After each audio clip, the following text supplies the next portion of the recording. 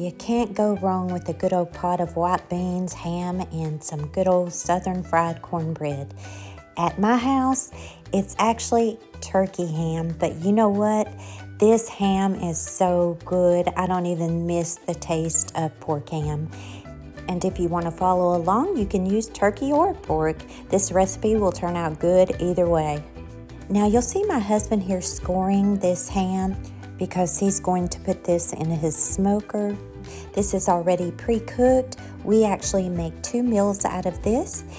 You don't even have to put your ham in a smoker for it to taste good, but by smoking it, it really does enhance the flavor. Grab some white beans. And by the way, Bird's Famous Cookies are of no relation to my husband, and we are not affiliated with them, although their cookies are great. And we actually have 2 of these cookie jars, a large one and a small one.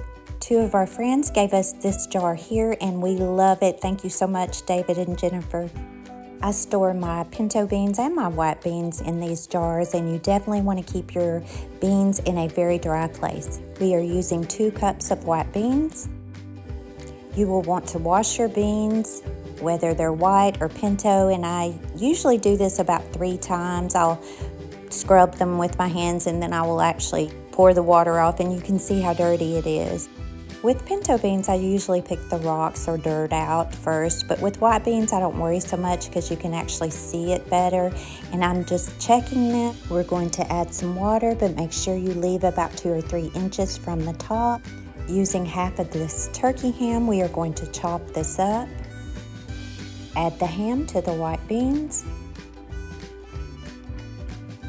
Add 1 small diced yellow onion. Turn your stovetop eye on to medium. We are going to cook these beans for anywhere from 2 to 2.5 hours, I'm guessing. I really never time that.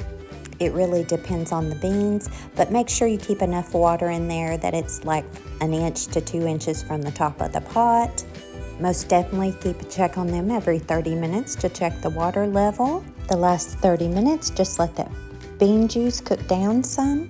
You can add a pinch of baking soda to these if you want to help with the flatulence. And also I add my salt at the end, so that way you're not over salting and getting as much sodium. This is always so good.